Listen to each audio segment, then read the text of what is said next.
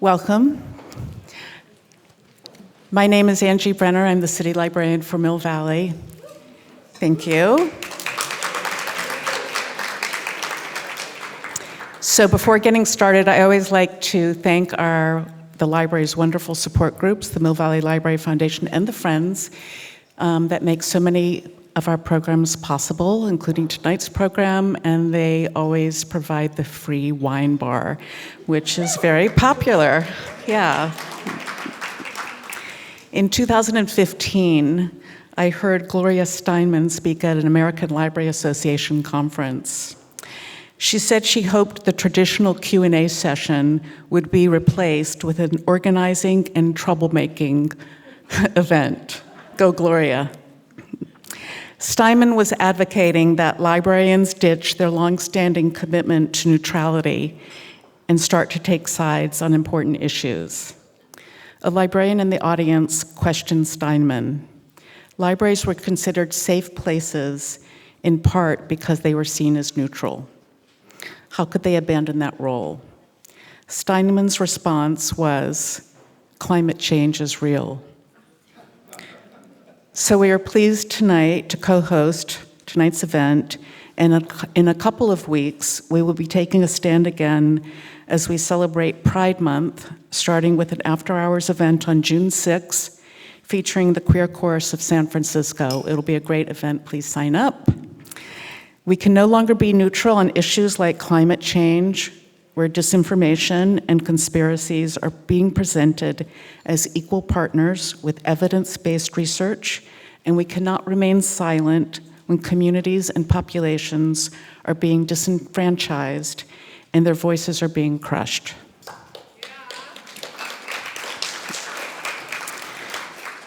Libraries across the country, including this one, are being challenged for defending intellectual freedom and promoting drag queen story hours. In the many years that I've been lucky enough to work at this beautiful library and help organize poetry events, I've always felt a special bond with the poets, even though I'm clearly just hovering on the edges of their circle. Nevertheless, they've inspired me, not only with their words, but with their commitment to causes. And I've never met a poet that didn't express a deep affection for libraries and what they stand for. Before turning the mic over to Amanda Moore, who will introduce tonight's program, I want to extend a special thanks to Jane Hirshfield and Meryl Natchez. We started working on tonight's program, related events, and exhibit over a year ago. I first got to know Amanda Moore when she was the events coordinator for the Marin Poetry Center, and though a pandemic upended her original plans, she still produced some of the most amazing poetry readings I can remember. Her debut collection, her debut collection of poems, Requeening, was selected for the National Poetry Series. Please welcome Amanda Moore.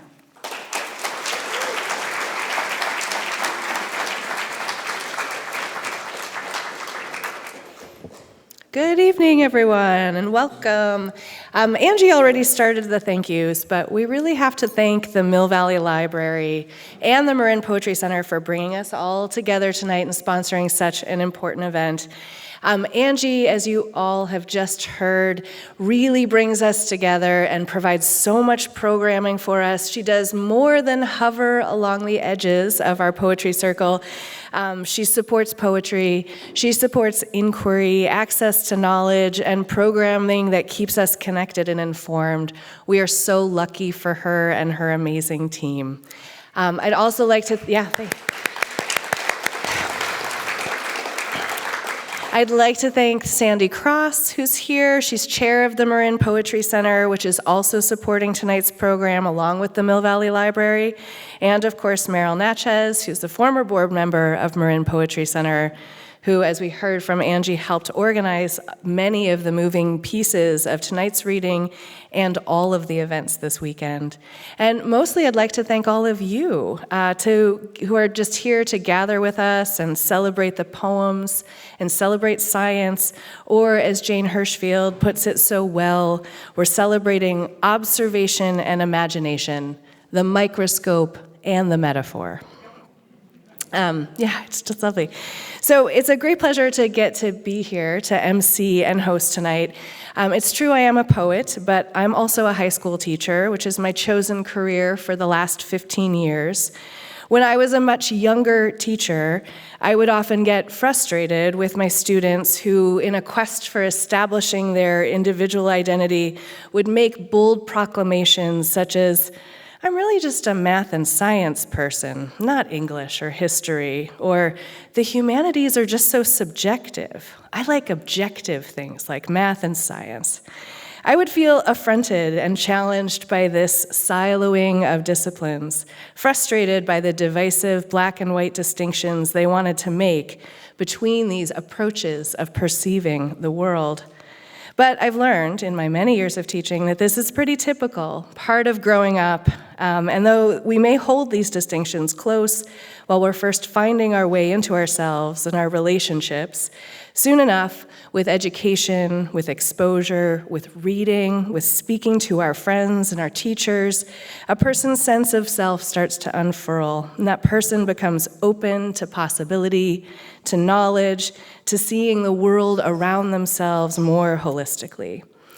These days, though the high school student declarations of fealty to just one discipline or subject continue, I feel lucky to have a seat in the front row as they morph and change. A math and science student discovers a piece of literature that is dear and as true to her as the beauty of a balanced equation or scientific hypothesis. A self-proclaimed humanities-only student collects and analyzes data about marine life in the San Francisco Bay and finds more meaning in their time looking out at the waves. As we grow, we come to know and then to experience the interconnectedness of the disciplines and manners in which we understand the world around us, in which we create and sustain this life and this planet that in turn sustains us. We look, or we learn to look, for answers in research and data, as well as in art and literature, and we learn to move between these intelligences, these feelings, and these approaches to guide and inform our actions. And so it is tonight that we, who collectively believe in the importance of poetry and science, of facts and feelings, of data and representation, have made our ways here to the Mill Valley Library for the Poets for Science reading, and we won't be disappointed we're here. In 2017, as truth was being cast aside for ideology and falsehoods, as the EPA was being gutted and access to significant science and research data was being removed from public access, the poet Jane Hirshfield, who we're so lucky to have here with us tonight, partnered with the Poetry Center and participated in the Earth Day March for Science in Washington, D.C., joining scientists and citizens from across the country to advocate for scientific access and freedom. In this collaboration, the organization and movement Poets for Science was born in, quote, "a call to support and safeguard the scientific community, fact-based decision-making, basic research, and freedom of speech for scientists."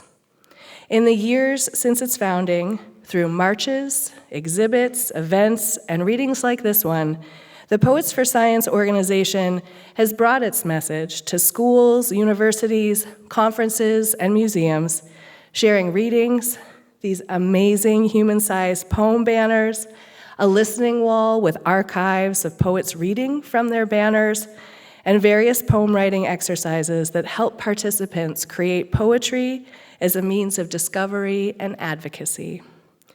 Tonight's Poets for Science reading kicks off a weekend of wonderful events sponsored by the Mill Valley Library and the Marin Poetry Center, and it continues the work that's already begun, including the community thread poem, which I hope you've all seen. It's available in the lobby. It's an ongoing response to the prompt of Gary Snyder's poem, For All, which you'll see on a banner out there.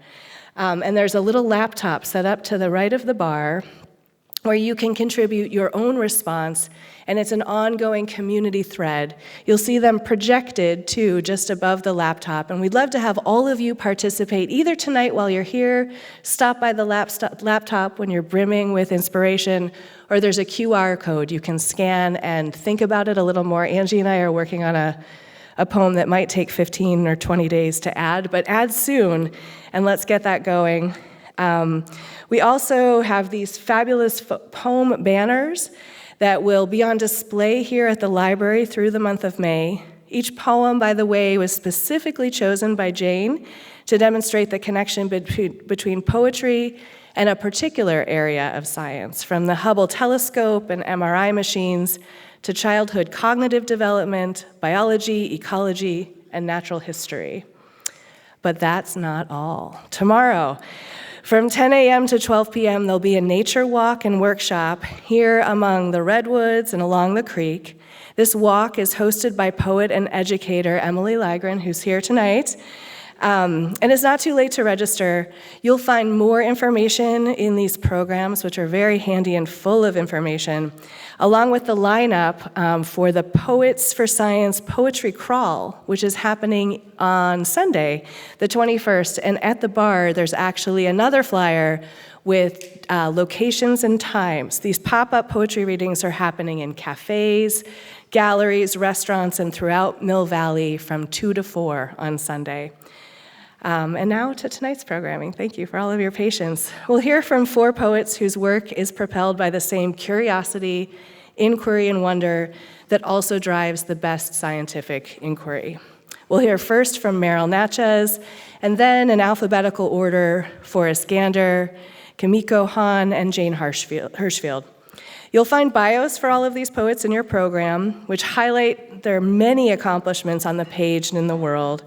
And after the reading, books are available for purchase over at the table by the checkout counter, and I'm sure some poets here would be happy to sign your copy. Tonight's first reader is a poet whose work wanders through the intricacies of interpersonal relationships, pays homage to the importance of the intellect, celebrates the natural world, and plays with the idea of form as a structured yet liberating container for her musings. The author and translator of several books, including her most recent, Catwalk, Meryl Natchez is a great friend to the Marin Poetry Center and the Mill Valley Library, and we're lucky to have her start off our evening.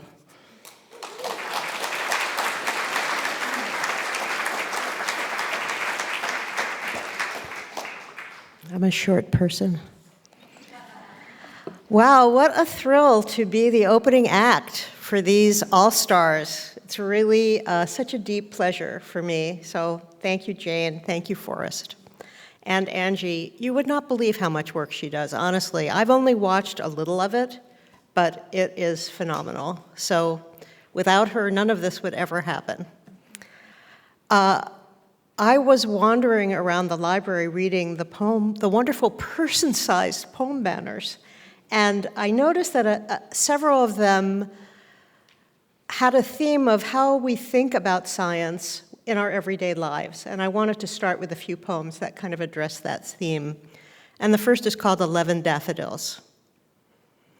What am I to make of these perfumed strumpets, picked who knows where, by who knows whom, perhaps genetically modified, chemically fertilized, spritzed with pesticide? These questions did not arise when I tossed the budded stems into my shopping cart on a chill afternoon, essence of spring for $1.99. Now they sit and radiate scent around my desk until I am dizzy with praise and regret. One thing I kind of love about that poem myself is my very favorite aunt, who really introduced me to the world of art and letters, was a stickler for grammar and especially adamant about the correct use of the word whom. And in fact, she used to tell this story that she got a phone call one day and the guy said, "Who is this?" And she said, "With whom would you like to speak?" And he said, "Whom? Whom? I've got the wrong number, and hung up. So if she were around, she would be really thrilled to hear it used correctly, and I think I kind of smuggled it in so it didn't draw too much attention to itself. And so this next poem is kind of about what persists when the people you love aren't here anymore, and it's called The Conservation of Matter. I follow the hump of the whale, exhaling as it heads for the Bering Sea. I want to see it and see it again, closer. Even rain on a New York street, cigarette butts in the gutter, taxis splattering, I can't get enough of it. You say, when we die, we cease to exist. Everything else is illusion. But what about that law of physics? How water changes to steam or ice, the mass plus the energy of the transformation equal to the first wet splash.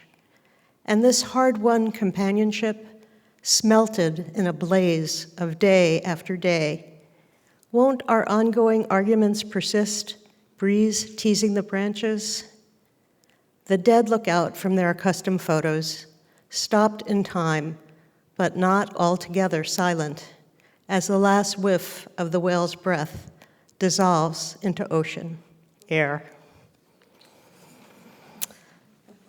Amanda used to be on the board with me, and at one board meeting, she brought a duplex, which intrigued me. I didn't know what it was, and she pointed me to this essay by Jericho Brown on the Poetry Foundation website.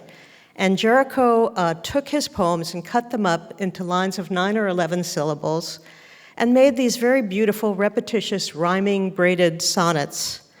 And I wasn't up for the rhyming and repetition, but I could not resist the idea of cutting into old poems that had bedeviled me, in some cases for years, and extracting a line or two and recycling them into a sonnet. And because they weren't really quite as rigorous as Jericho's sonnets, I called them loose plexes.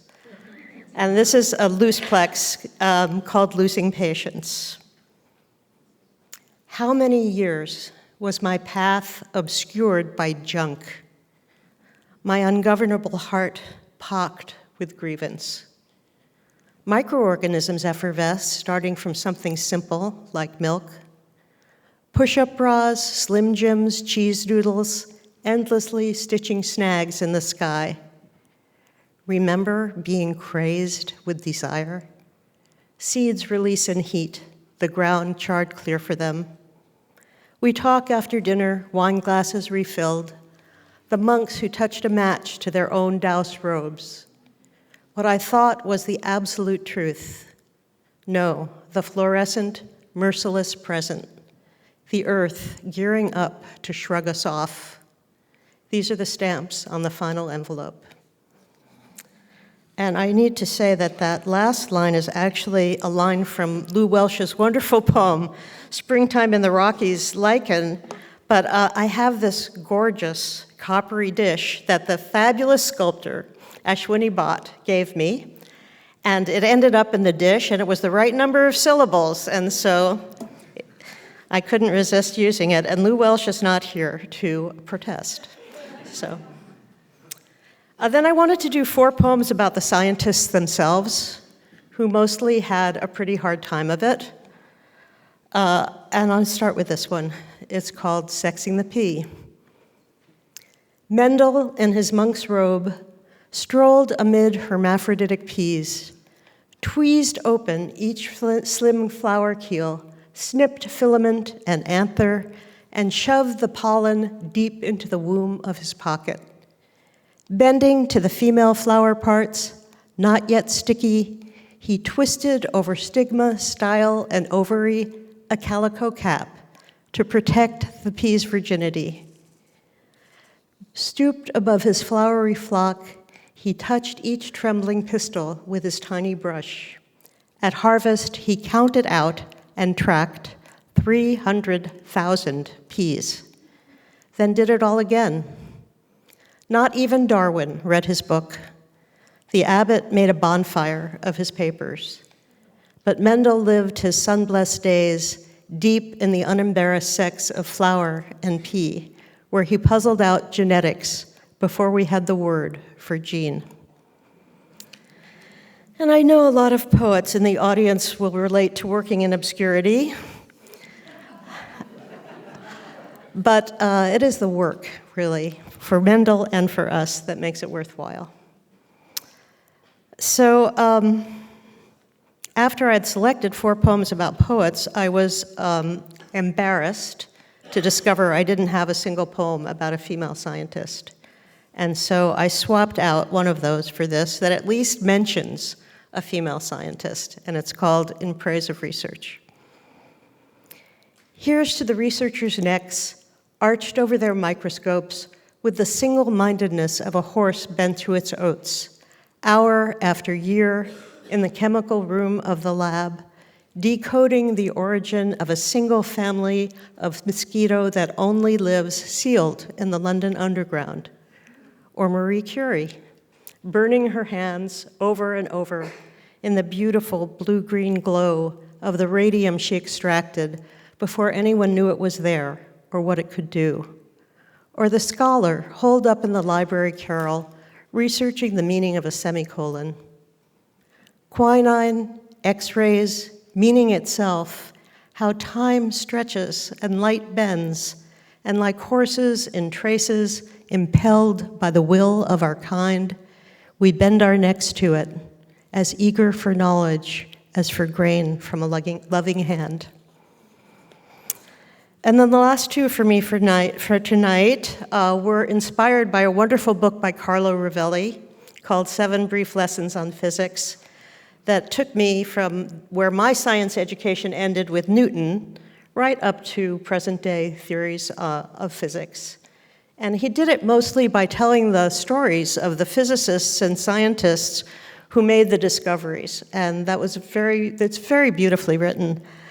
And this first one is about the Russian scientist who discovered quantum gravity, and it's called by his name, which is a lovely name to say, Matvey Petrovich Bronstein. There is the ability to look into empty space and calibrate and visualize its true nature. And the pot of beans neglected while you scribble at the kitchen table and it boils up and over and coats the burner in a crusty sludge. As the shift between deciphering the loops of quantum gravity and the grave political landscape in which you also exist. The one in which the surviving prisoner said that Matvey distracted them with lectures on science in between rounds of interrogations and blows, and that he knew the most poems by heart of any prisoner. And if I'm ever in prison, and Dana Gioia is not there, I will be the poet who knows the most poems by heart. But if Dana Gioia is imprisoned with me, it's all over, because he is the master of poem memorization. And I have to say, I've been memorizing poems since I was in high school, and it gives you this wonderful treasury that goes everywhere with you. You can't fall asleep, you're waiting at the doctor's office, you're stuck in traffic. You have a library in your head. I only recently began memorizing my own work, and what I found about that is the worst words and lines fall out, and you memorize the right ones in their place. So it's a great tool for working on your poetry. And this last poem is the one that came to me first when I read that book by Carlo Rovelli. And as sometimes happens when you're really lucky, this poem just came to me as it is in a rush. And it's called Thinking About Einstein While Waiting for the Big Blue Bus.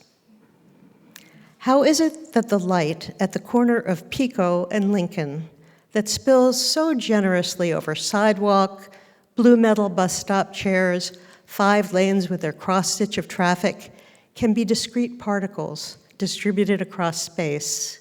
How could a mind on a series of ordinary mornings, forkfuls and mouthfuls and earfuls, deconstruct the everywhereness of light into microscopic moving parts, some of which only exist when they bump into each other? How could he gaze at the golden abundance over Ulm and Munich and Pavia and think, no, not a blanket, not a swath, but a gathering of particles that meander somewhat predictably through the bent universe to bump against us in leaps and bounces, while in Germany, the Jews begin to stitch yellow stars on their sleeves. And around me at the bus stop, mostly Hispanic faces, and the light streaming over everyone. Thank you so much.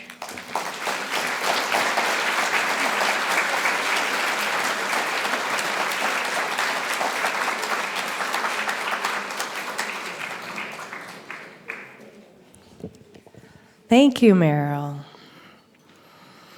All right, I was not the only person to notice that Forrest Gander is not wearing an amazing hat tonight, which saved me from using the terrible cliche of saying that he wears many hats, but he is a style icon, which we're about to all experience. And he's also a Pulitzer-prize winning poet, which is amazing. He's known best as a writer and translator, but I've also learned personally he's a wonderfully supportive teacher and mentor. He's an editor, he's a lichen enthusiast, a geologist, an intrepid traveler, an art lover, and someone with a lifelong fascination with poetry and science. Fun fact, he developed his recent book, Twice Alive, from his work with renowned mycologist Anne Pringle.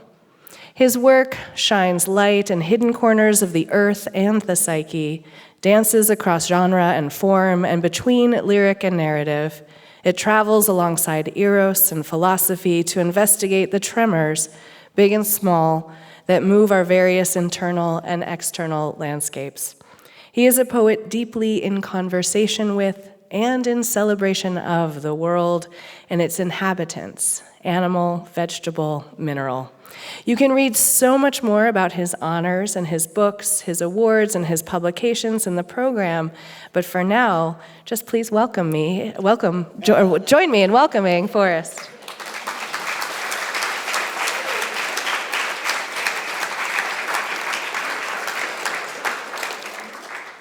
I want to welcome you, Amanda. Thank you for the lovely introduction. And it's a real pleasure. It's a real pleasure to be reading with these other poets. Meryl, you did a beautiful job. Until 300 million years ago, fish were strictly bottom feeders within the water column. Insect wings, like those of the green nymph insect, which is pinned to the wall above my desk, evolved from the movable, articulated gill plates of ancient aquatic insects escaping those fish. Writing is like evolution in that poems are not invented so much as they develop in the act of writing. I see as I write. And evolution is contingent in nature. We're here by chance. The poet John Ashbery notes, it could always have been written differently. Or as the Northumberland poet Basil Bunting puts it so succinctly, man is not end product, Maggot asserts. I'm going to begin with two poems concerned with trees. Both poems mention alders, a species of tree common to stream sides and the rocky slopes of California. The Spanish word for alder is aliso or aile. So this first one is by the Mexican poet Alfonso de Quino, who writes about rocks and nature and geology. I have a degree in geology, so we bonded, and I translated a book of his called Fungus Skull Eye Wing. The poem is written, Meryl has heard this, in two columns that make sense whether read vertically or horizontally. So it was a real translation nightmare. I'm going to read just the left column vertically in Spanish and then both columns horizontally in English. Fronda. No tiene ninguna forma la hoja en medio de las hojas. Las hojas no son el aire, sino el aire que lo copa. Y una copa cabe en otra, dentro de una sola hoja. Movimiento de la fronda que desvela otra rosa. Y una en otra se transforma como un cielo entre dos hojas. Invisible rama loca se retuerce por sí sola. Si una hoja y otra hoja siempre son la misma hoja. And now in English, going across both. Frond. It's formless. From within the leaves I see the leaf in the middle, one brushing another, of the leaves that keep it company. Leaves aren't the alder, all the tree a leaf, but the air that holds all the alder in its sleeve, and more leaves. And trees drink each other in, and a frond emerges from one of them, tangled in the branches, a singular leaf among the leaves. Gesticulation of the frond, from within its patterns I see, disclosed, in the shadowed bower, another flower, the other flower. And each moves into the other, and the phylum transfloresces, like a sky invisibly woven, and between two leaves, opening out, wild, invisible branch, the stalk and the corolla twisting, spirals darkening into one form and digging in, as if one leaf and another leaf from the unseen branch always are in the shade of that leaf, the same leaf falling broken. Teresa Fonzo de Quino. This poem is titled The Redwoods, and it's from my book Twice Alive. As a kind of analog to Kimiko Hahn's book Foreign Bodies, Twice Alive is focused on how our identities are composite, like dust or like lichen. The poem suggests we are made and remade, like the earth itself, by a collaboration of organisms and objects. On the page, the topography of this poem, including a kaleidoscope of slash marks, is meant to resemble the imbricated patterns in the bark of the old redwoods, which I don't have to explain to anyone in this room. The white-footed vole, which is a small rodent, and the marbled murrelet, which is a seabird, are both found in the redwood canopy. The redwoods. While nearby, but where? In that turpinated air among iterated redwood limbs, now flocked with mats of epiphyte, a stellar jay starts and restarts its shredded arpeggios, not description. And one of a nesting murrelet's soft black eyes mirrors the harlequinades of a vole, plump whiskered cylinder of fur, diligently, this is not description, but an unacknowledged chapter, stuffing its cheeks with green needles, while 200 feet below, in the understory, whipplevine, punctured by snags and deadfall and sorrel and sword and bracken fern splashing up from the soil.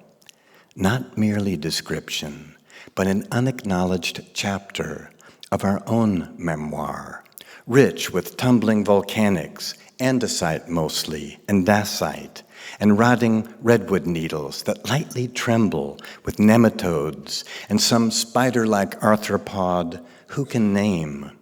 A ground squirrel crossing the dry creek edged with alder, its tail vertical as a flagpole. Its instance, all instances interpenetrating, an endless memoir of revelment in which our case likewise has been underwritten, careens between its burrow and fire caves in the massive redwood trunks glistening with slug trails, rimmed by mushrooms.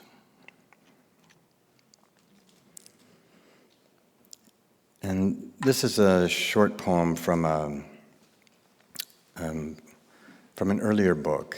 and it's actually part of a poem called The Hugeness of That Which is Missing. Before the pulse of severe cold, in sand beneath the arborescent heather's bleak twigs, a bluebottle fly lays its eggs in the slit of a dead starling's beak. Who is inaccessible to fear? Our startled reflex, an unconscious spasm before the self comes to life and fills in the interval with a perception called pain, charging the body with nausea. Is there a civil war in my face? Is my hunger unlike that of others? I look up toward the earth's gleaming silver-dark rim and see the sullen cumulus, dusk's faltering measure, and then I look down. Was it insignificant before I bent my gorgeous attention over it? And this poem,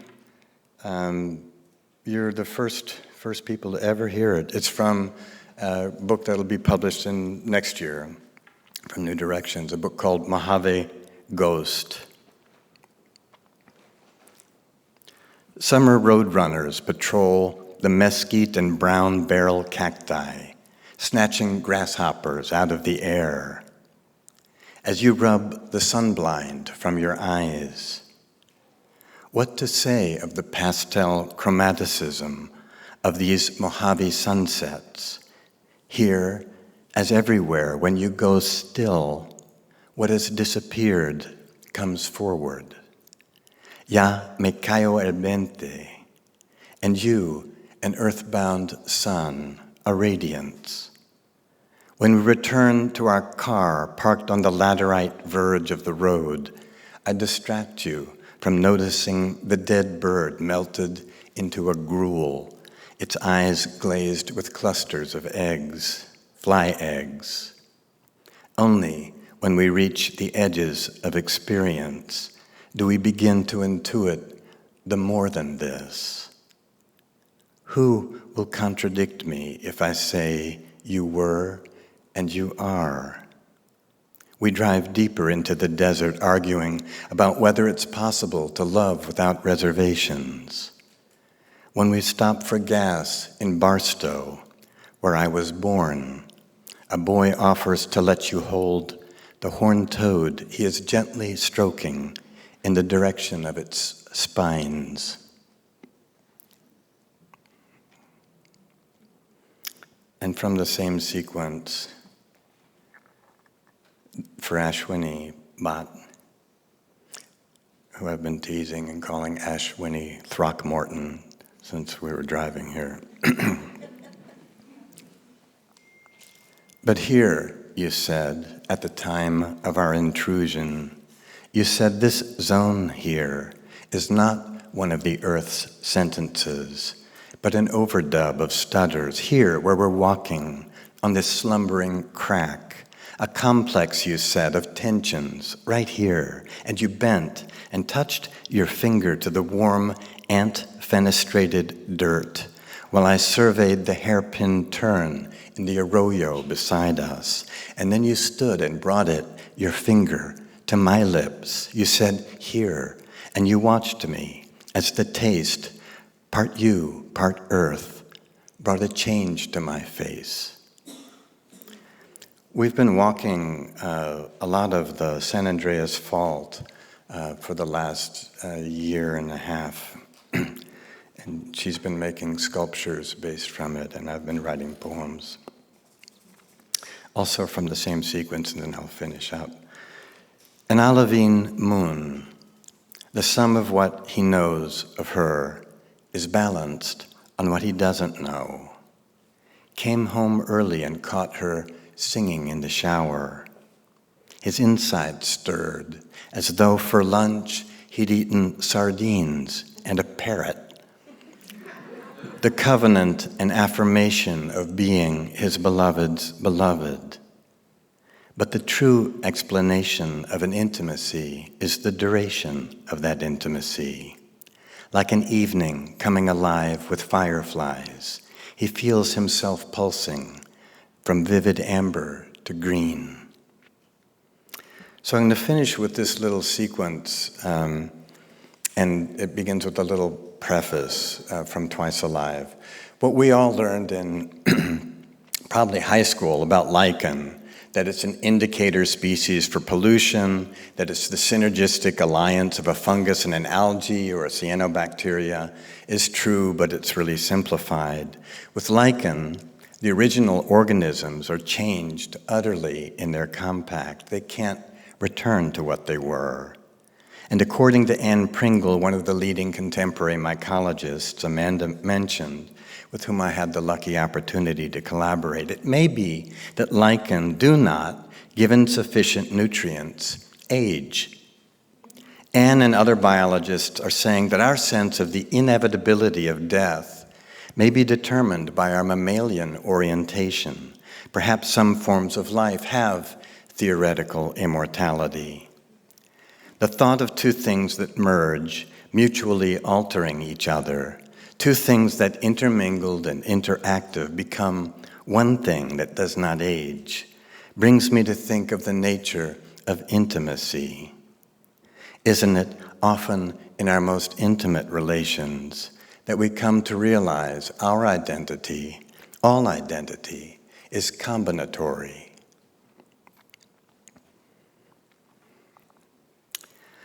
Twice Alive.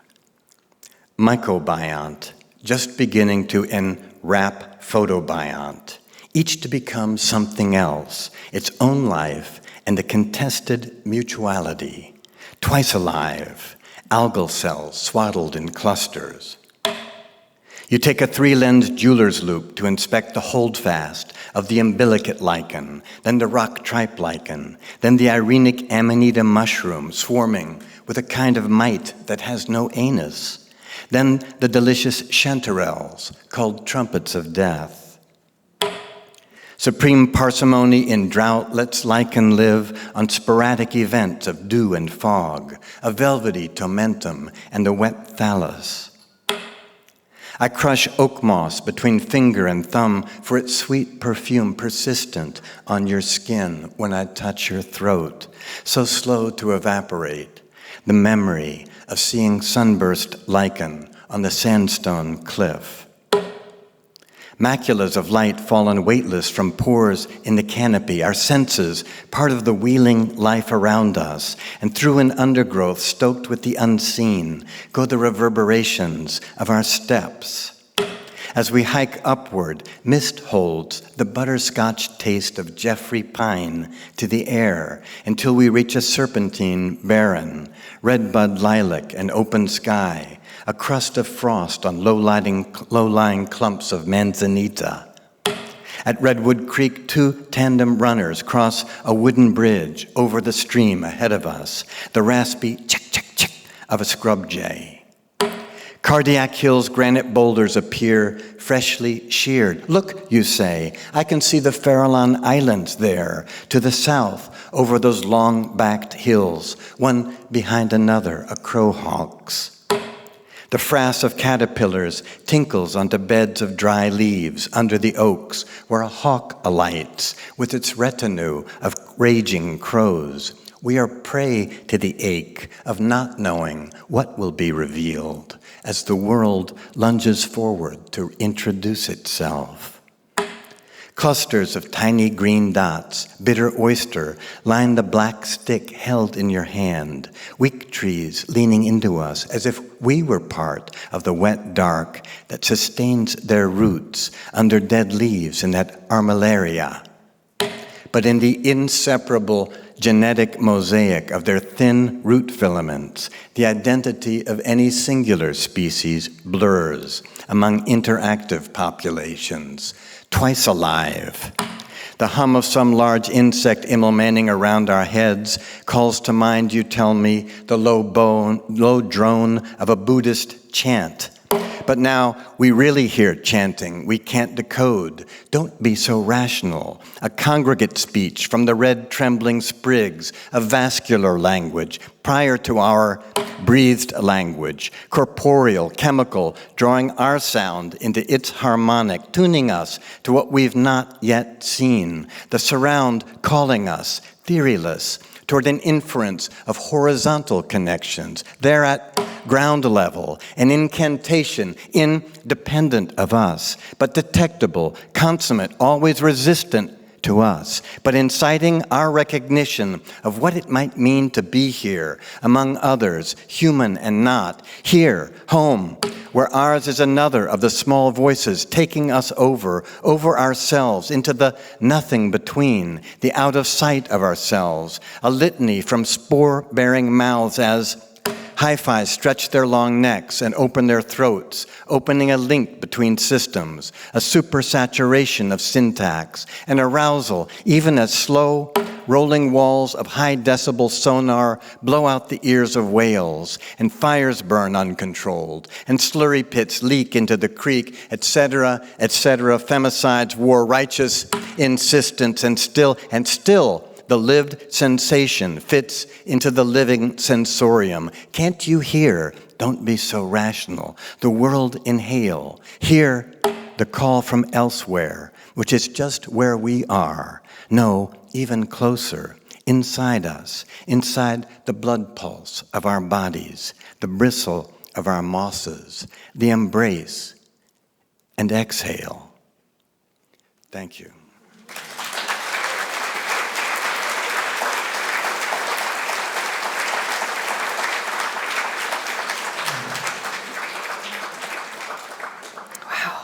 It's a good thing the doors are open. Just get some breeze. All right, thank you so much. It is a great thrill to have our next poet here, who I have never had the opportunity to hear in person, which is a special treat for me. She weaves together personal narratives, historical threads, cultural references, and a deep sense of curiosity to create a sort of poetic tapestry that offers us introspection, provocation, and at times recognition and comfort. This is Kimiko Hahn I'm talking about, who draws from her Japanese heritage and multicultural experiences to address identity, memory, womanhood, motherhood, love, and in general, the human condition. Her work reflects a very keen sensitivity to the nuances of language, a profound understanding of the power of imagery, and real belief in poetry as an important part of our many discourses. In her poems, she blends traditional form with innovative techniques, and it's a real unique, compelling poetry. You can read about her awards, such as the Guggenheim and the National Endowment of the Arts Fellowships, and her many publications. She's the author of 10 books of poems, including the scientifically bent Brain Fever and Toxic Flora. And you can read about her distinguished teaching career. All of that's in our program. For now, let's just hear her words. Welcome, Kimiko Hahn.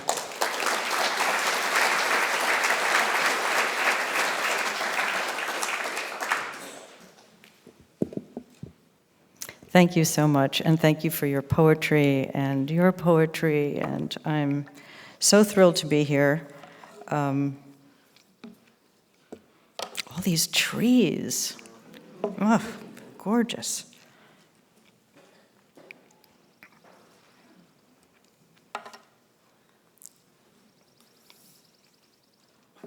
And it's so interesting when there is a theme to an evening, how different all the poems up here. I love that. And also how different I imagine everyone in the audience is, and so the poets and the poems just arrive that way.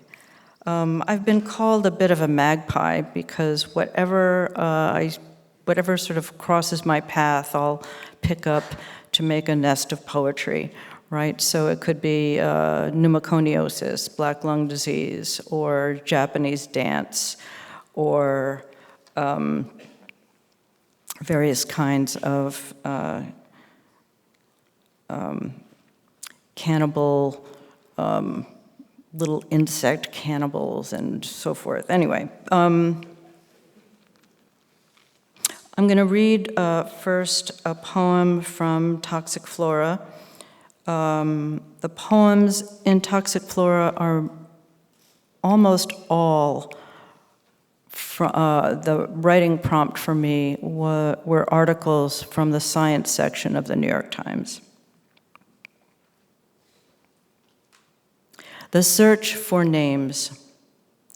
The right to name Planet X belonged to the Lowell Observatory, where the Kansas farm boy engaged to photograph night heavens using a blink comparator, quickly suggested Slipher after his superior.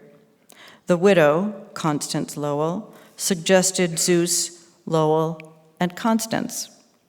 Then 11-year-old English girl Venetia Burney put forward Pluto, ruler of the underworld, also a dark and cold terrain, and a god who could turn invisible.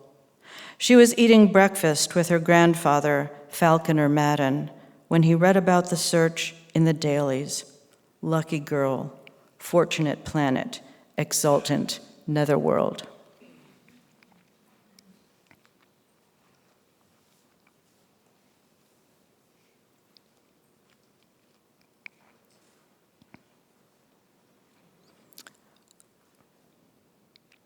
This is the poem that actually is on one of the people-size, although much taller than I am, poems of my poems. The poem of mine that's on the banner, A Bowl of Spaghetti, and this is from my book Brain Fever. And the poems in Brain Fever also from various articles in the science section of the Times. But most of them having to do with neuroscience. A bowl of spaghetti. To find a connectome, or the mental makeup of a person, researchers experimented with the neurons of a worm, then upgraded to mouse, hoping to unravel the millions of miles of wires in the human brain that they likened to untangling a bowl of spaghetti, of which I have an old photo. Ray in her high chair intently picking out each strand to mash in her mouth. Was she two? Was that sailor dress from Mother? Did I cook that sauce from scratch? If so, there was a carrot in the pot, as Mother instructed, and I'll never forget, no matter which strand determines ardor as a daughter's verdict.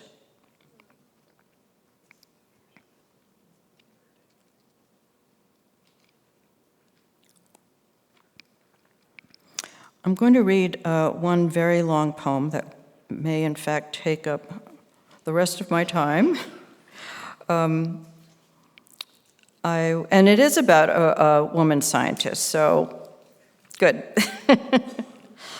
And I put them on my iPad so I can easily find them, and then, okay. This poem is about Mary Anning, who her dates are 1799 to 1847. She lived in Lyme Regis, England, which is also known as the Jurassic Coast of England. You may have heard about her if you know the tongue twister, she sells seashells. That's Mary Anning. Just a little background.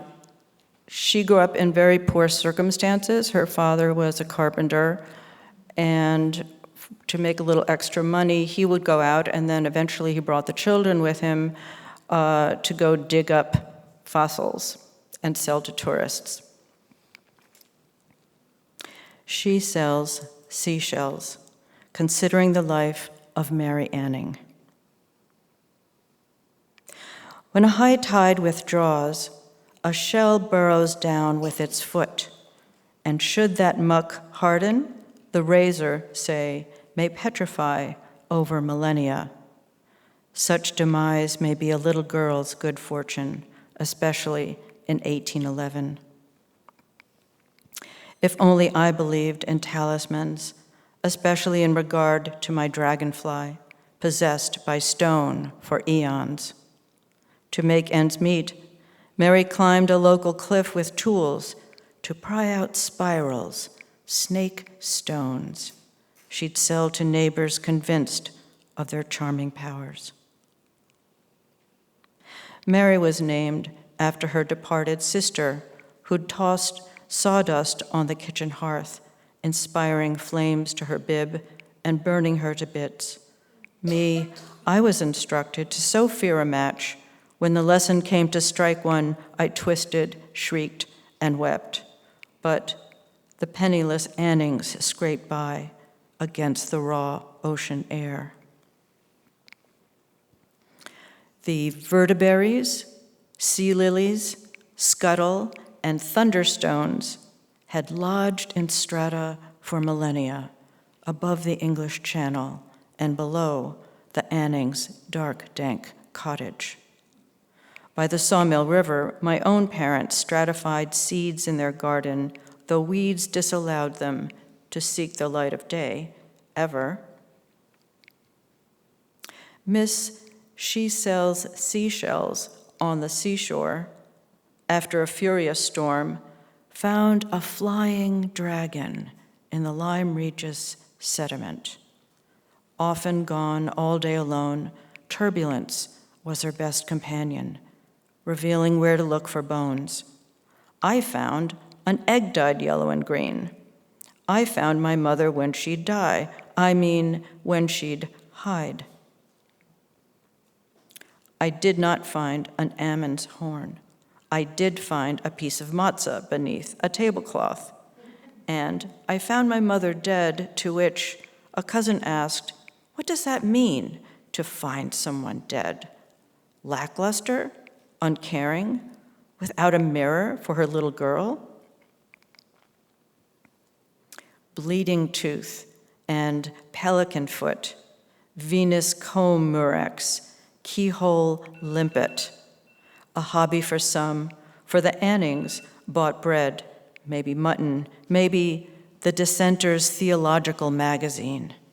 Still, I wish I could have chiseled out a plesiosaurus, especially to query Genesis and to discover something as stupendous as extinction.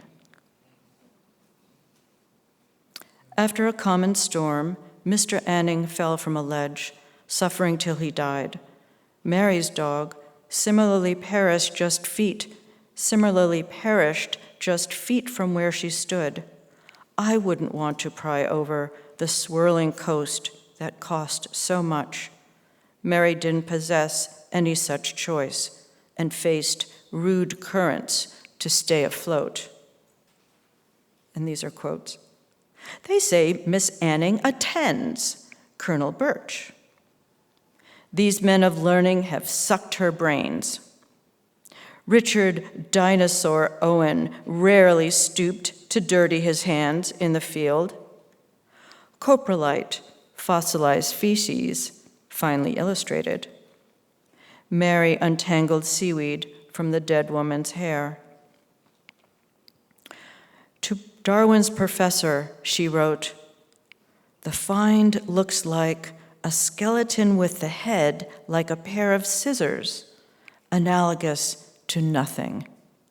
Even so, the geologist paid no attention to her transitional creature. "Mary's a very clever, funny creature," said Dr. Featherston as he purchased the spine of a sea beast she'd found. "My aunt said that shells can be alive. Some are left-handed, some right. Most have a door and a foot.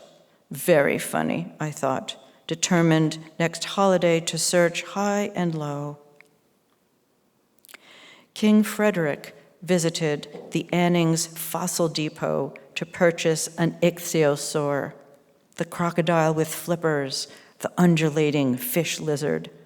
Was it Mary's torso, Brother Joseph's skull, or was the skeleton complete? Strange how the body is so undependable except at the last moment. Some baby shells swim about, others dig into mudflats or latch onto random stone and stem. When my own babies settled into silt, I had to rake them out, just as my mother coaxed with indulgences. Mary's mother at first forbade her to clamber up those cliffs, scolded by tide and sea mist, but in the end, feared more the ubiquitous poorhouse.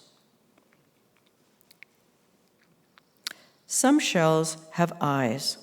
All have mouth and anus, employed to move along. I've watched a sand dollar drag its pattern in the silt, a beautiful primal moment. In Mary's time, marked by the reign of a queen, even a 20-foot fossil gave a woman no purchase. Some shells leap out of water. Some leap off a boat's deck back into a more kindred habitat. Mary bought her own house so she could properly dust and polish the so-called curiosities that evolved into paleontological import. Not so odd that a soft, fleshy creature builds a stony home, smooth, ribbed, warty, or spiny, from a fold excreting particles of lime. More strange is a creature of flesh who can't protect herself thus, regardless of cranium or cul-de-sac residence. In her commonplace book, Mary transcribed, these are lines from Byron, "'Tis time this heart should be unmoved, since other it hath ceased to move," and notes on physics and astronomy. On large sheets of paper, she sketched the creatures she could not present at London's Geological Society in person. On my typewriter, I exhumed all sorts of impressions, whether prehistoric or from my childhood bedroom. Although the warty professors visited her seaside home, bartered, then took credit for her finds, when all was done and said again, she who sold seashells found fossils more stellar than a tongue twister, having had the Black Ven cliff as taskmistress. Envoy. She sells seashells on the seashore, sold the so-called curios. Some have eyes, some coprolite, some have a door and a foot, some baby shells swim about below the coastal cliff near her home, near Bleeding Tooth and Pelican Foot, and their healing powers, but no one wants to puzzle over an overhanging house or stony abode or a funny tongue twister, but with or without a charm, a little girl can fashion a mirror of her own.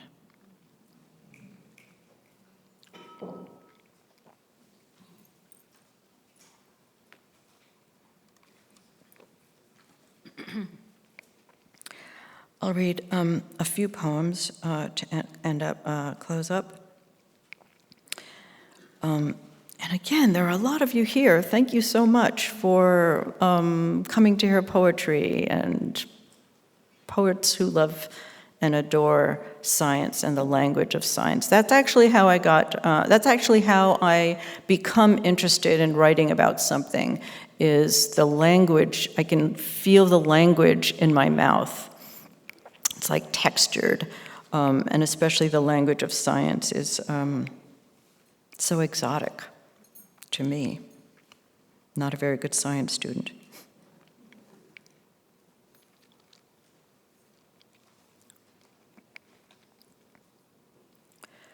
Not only do I write about motherhood and daughterhood, and now I write about grandmotherhood too.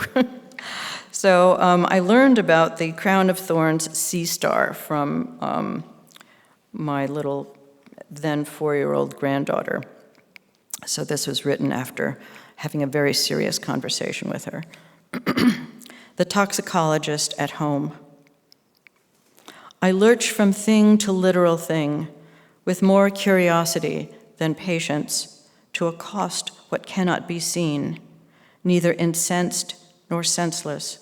I possess more curiosity than patience, unlike the crown of thorns sea star, not incensed or senseless, more prickly or barbed.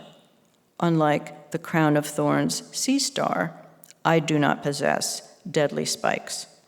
I'm just prickly or barbed. At times, metaphysically toxic.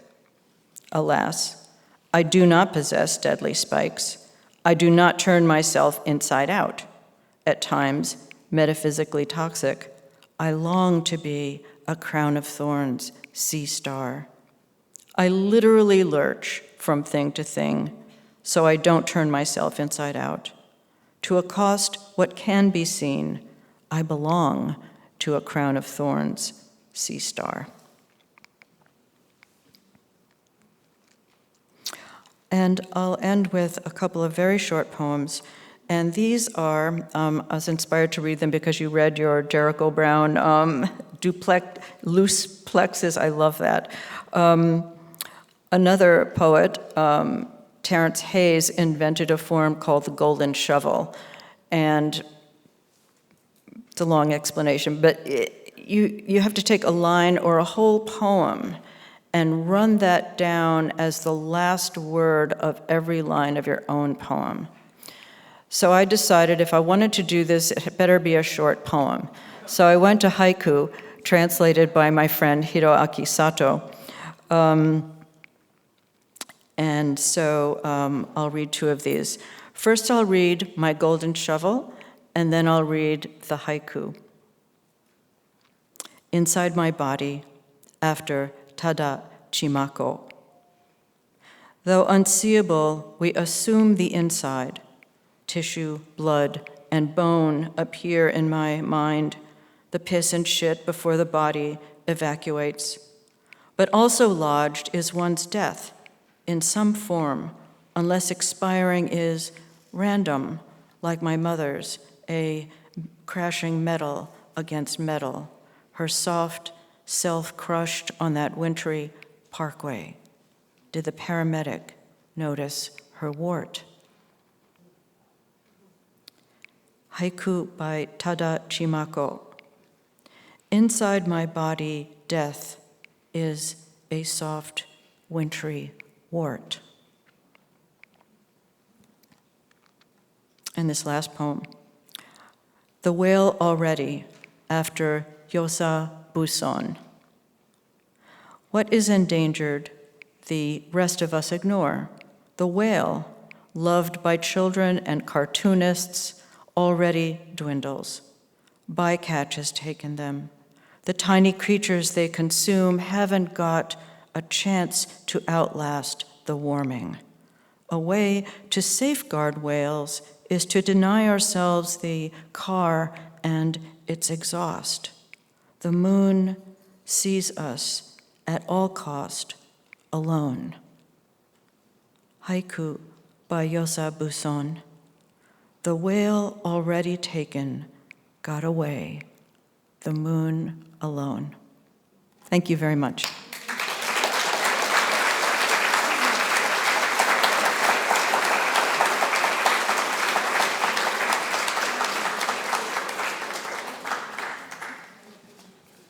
Thank you so much. All right, I don't think I have to tell anyone here in this room, or even in Mill Valley or Marin, that our final reader tonight is a highly regarded and accomplished poet whose words have left an indelible mark on contemporary American literature. Jane Hirshfield, among the foremost poet spokespersons for the biosphere, joins Forrest and Kimiko tonight with her own long list of awards and honors like the Guggenheim and National Endowment of the Arts Fellowship, a deep history of publication in the finest journals, and 9 lauded books of poetry, most recently Ledger, and very shortly The Asking, a new and selected collection. So you can find all of that and more in the program.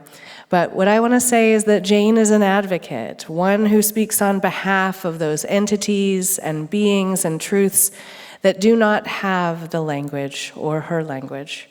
Her poems can be quietly exigent, with a keen awareness of the fleeting nature of existence and a deep reverence for interconnectedness. She invites readers to pause with her, to listen deeply, and to discover the profound within the ordinary, the science within the poetry, and the poetry within the science. Please welcome Jane Hirshfield.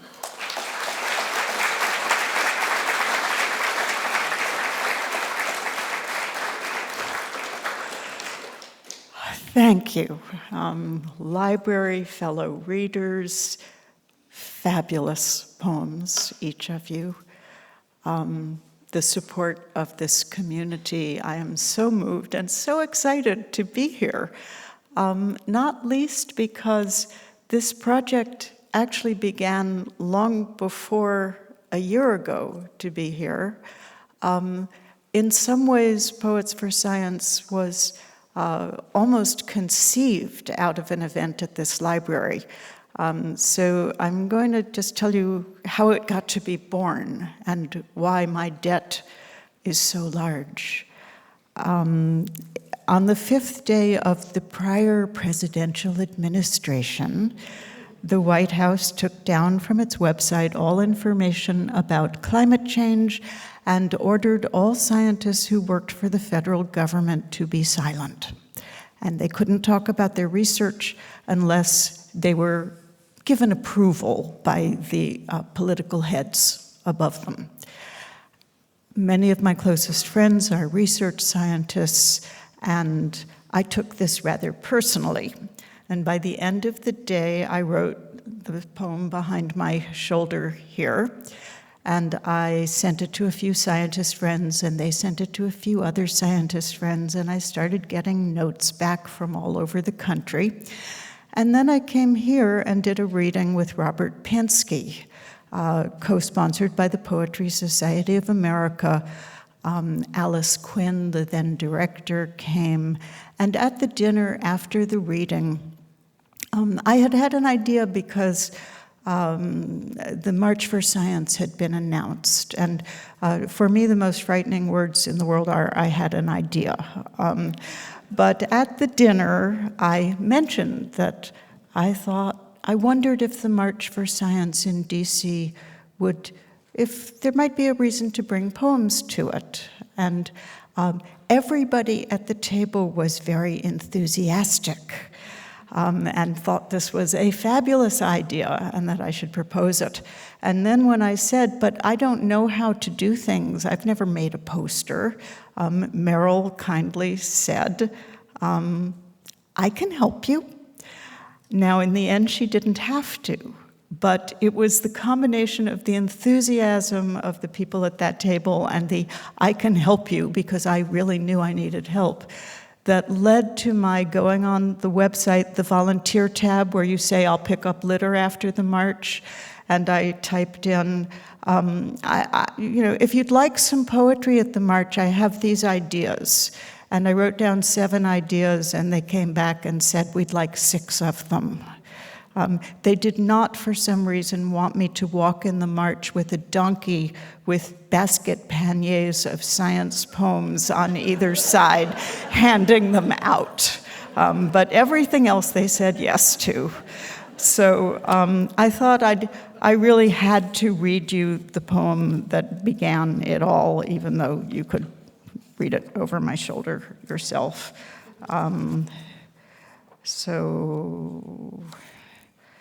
On the 5th day.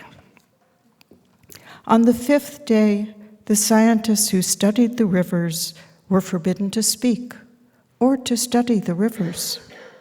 The scientists who studied the air were told not to speak of the air, and the ones who worked for the farmers were silenced, and the ones who worked for the bees. Someone from deep in the Badlands began posting facts. The facts were told not to speak and were taken away. The facts, surprised to be taken, were silent. Now it was only the rivers that spoke of the rivers, and only the wind that spoke of its bees, while the unpausing factual buds of the fruit trees continued to move toward their fruit. The silence spoke loudly of silence, and the rivers kept speaking of rivers, of boulders and air. Bound to gravity, earless and tongueless, the untested rivers kept speaking. Bus drivers, shelf stockers, code writers, machinists, accountants, lab techs, cellists kept speaking. They spoke the fifth day of silence. Now, thank you. Now, when I read that on the Washington Mall to something like 40 or 50,000 people, which was already something I was not quite prepared to do, I was even less prepared because when I mentioned the bees, there was this big contingent of people in bee outfits, and they started jumping up and down and waving their signs. And when I mentioned the Badlands, there was this roar from way back in the middle left. And poets do not expect this. And I hardly was able to keep going, but I managed somehow. I felt terrified, but when I looked at myself, so CNN broadcast it, and it was up online afterwards, and when I looked at myself, I looked implausibly happy. And being of service is something that poets and poems love to do. So this book, this last book, Ledger, which came out the very day that the pandemic got serious in America, it is called Ledger because there is a great deal of accounting and numbers in it having to do with the crises of biosphere and climate and social compact. So I thought I'd read you a few of those. This first one, fecit, is the Church Latin pronunciation for the word that means made this. It appears on Old Master paintings with the initials of the painter. So, Dürer, fecit AD, on a painting by Dürer. For a person in love, the air looks no different. For a person in grief. In this, my one lifetime, while reading, arguing, cherishing, washing, watching a video, sleeping, the numbers unseeably rise. 305 parts per million. 317 parts per million. 390, 400. Shin of high granite ticks snowless the compound fracture. I who wrote this, like the old painters, signed this, J.H. Fecit. I fly, I turn on my electric lights, I cook. All of this particulate matter in the air is not something done by others. It is done by me. As if hearing heavy furniture moved on the floor above us. As things grow rarer, they enter the ranges of counting. Remain this many Siberian tigers, that many African elephants, 300 red-legged egrets. We scrape from the world its tilt and meander of wonder, as if eating the last burned onions and carrots from a cast iron pan. Closing eyes to taste better the char of ordinary sweetness.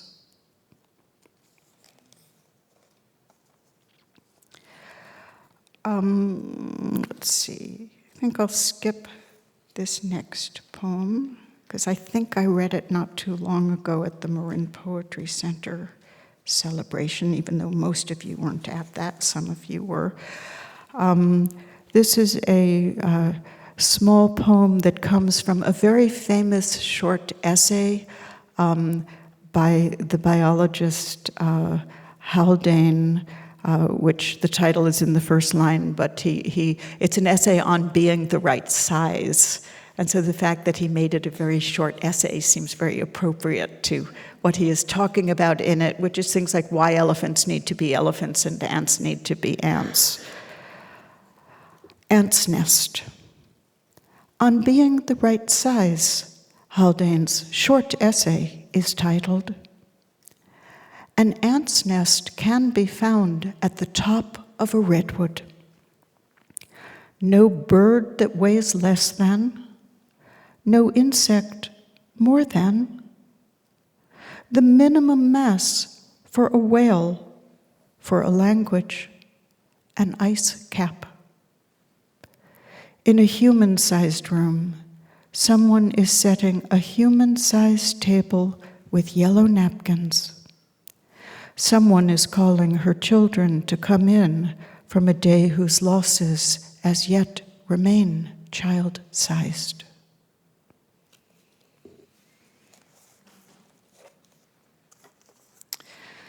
I'm going to an earlier book now. I might have read this last month also, I can't actually remember. This is a poem from a series of poems, all of whom have my this or my that in the title. And as a whole, they kind of investigate where does the self begin and end? What do we mean when we say my? Because any good scientist knows the permeability of any organism with every other organism, with what St. Francis called brother sun and sister moon. We are inseparable from the entire fabric. So this poem also began, as many poems do, from the Science Times. In 2013, there was an article saying they had discovered how itch worked. And I was very excited somehow by this article about the discovery of how itch works and began the poem. But it kind of morphs partway through to what was then also a rather recent discovery, the microbiome. So the way that, we are all inhabited by tens of millions of other organisms who are doing most of the work of our lives for us, including being intelligent and having moods and all of that. So anyhow, this is my proteins, and the one thing about it that I need to add, is that a dog? Is that the word protein comes from the Greek god Proteus, who changes shapes, and that's how proteins do their work. They fold and they unfold. My proteins. They have discovered, they say, the protein of itch, natriuretic polypeptide B, and that it travels its own distinct pathway inside my spine, as do pain, pleasure, and heat. A body, it seems, is a highway, a cloverleaf crossing, well-built, well-traversed. Some of me going north, some going south. 90% of my cells, they have discovered, are not my own person. They are other beings inside me. As 96% of my life is not my life. Yet I, they say, am they. My bacteria and yeasts, my father and mother, grandparents, lovers, my drivers talking on cell phones, my subways and bridges, my thieves, my police who chase myself night and day. My proteins, apparently also me, fold the shirts. I find in this crowded metropolis a quiet corner where I build of not me Lego blocks a bench, pigeons, a sandwich of rye bread, mustard, and cheese. It is me and is not the hunger that makes the sandwich good. It is not me, then is the sandwich. A mystery neither of us can fold, unfold, or consume.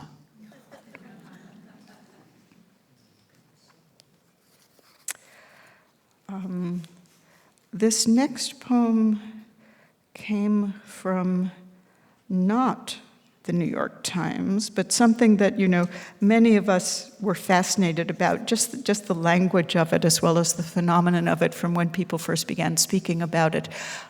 In physics, the idea of entanglement and how you can take two atoms and somehow bond them in a way that you can then carry them, halfway around the globe away from each other, and if you change the direction of spin on one, the direction of spin on the other will change as well. So that became the basis for a love poem, in which I imagine two people who meet at some conference, and each of them might have another beloved, but nonetheless, they have become entangled. Entanglement. Oh, this is the first poem, might still be the only poem, that Discover magazine ever published, which delighted me no end. They held it for 3 years because they decided they wanted to hold it until they did an entire special section on the phenomenon of entanglement. So the book came out, years pass, and then they published it. So, Entanglement. A librarian in Calcutta and an entomologist in Prague sign their moon-faced illicit emails ton en anglais. No one can explain it. The strange charm between border collie and sheep, leaf and wind, the two distant electrons. There is, too, the matter of a horse race. Each person shouts for his own horse louder, confident in the rising din, past whip, past mud. The horse will hear his own name in his own quickened ear. Desire is different. Desire is the moment before the race is run. Has an electron ever refused the invitation to change direction? Sent in no knowable envelope with no knowable ring? A story told often. After the lecture, the widow insisting the universe rests on the back of a turtle. And what, the physicist asks, does the turtle rest on? Very clever, young man, she replies, very clever, but it's turtles all the way down. And so a woman in Beijing buys for her love, who practices turtle geometry in Boston, a metal trinket from a night market street stall. On the back of a turtle, at rest on its shell, a turtle. Inside that green-painted shell, another, still smaller. This continues for many turtles until finally too small to see or to lift up by its curious preacherly head, a single ungreen electron waits the width of a world for some weightless message sent into the din of existence for it alone. Murmur of all that is claspable, clabberable, clamberable, against all that is not. You are there. I am here. I remember.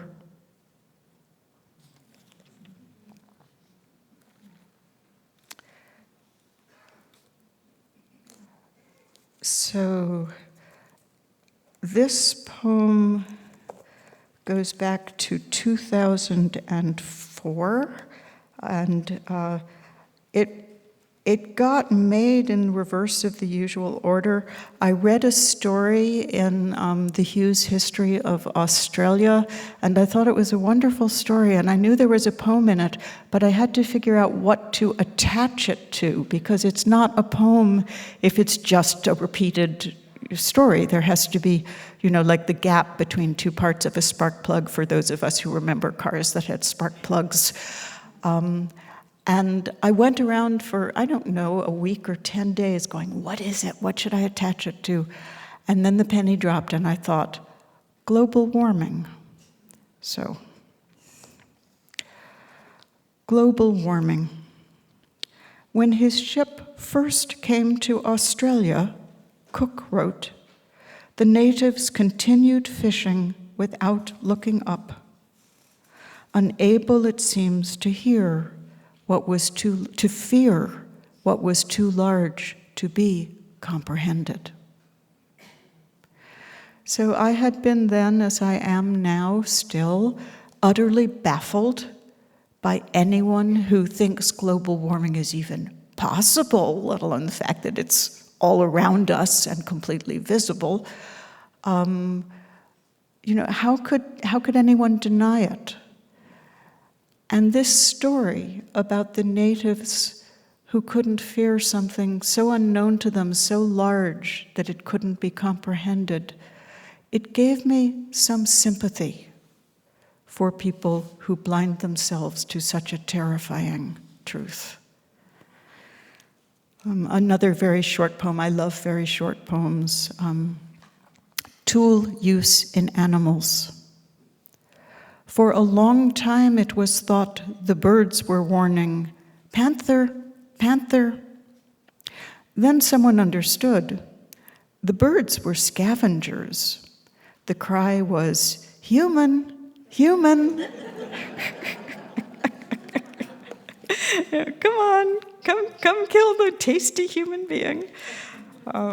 So I will finish with one of the new poems in the new and selected. This one did come from the Science Times, and online it was one of those absolutely beautiful ones with the incredible photographs, and then the text sort of scrolls over on top of it. So the quote from the Times, that's the epigraph to it, is, in the Mojave Desert, a translucent crystal offers bryophytes much needed respite from the heat of the sun. And the title, Mojave native here, the title in my mind was always Mojave Mosses, but somehow I ended up making it just mosses. So mosses. For hypolithic mosses, it seems, 4% of daylight is right. They live, the headline says, by sheltering under a parasol of translucent quartz. The crystal scatters the light's ultraviolet, dilutes its heat, traps the night's condensed moisture to moss-sized rain. I think of these mosses and consider, perhaps we too are mosses, evolving to the parch of our self-made Mojaves, unable to bear the full brightness, the full seeing, to recognize fully the Amazon burning, the Arctic burning, the monarch's smoke-colored missing migration. An experiment not meant to last. And yet, we found shelter within it. We pondered our lives and the lives of others, thirsted, slept. To the implausible green of existence, for better, for worse, we offered our 4% portion of praises. For better, for worse, our 4% portion of comprehension. Thank you so much for coming tonight.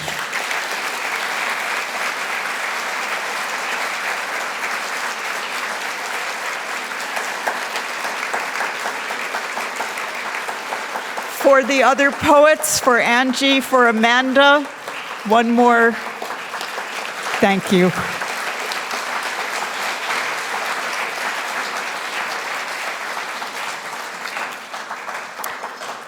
Thank you all so much for being here. I hope you loved tonight's program. It doesn't have to end. There are books for sale. There's a nature walk tomorrow. Information is all available over there. There's a poetry crawl on Sunday. Sign up for the Marin Poetry Center's newsletter and drive safely. Take care of one another.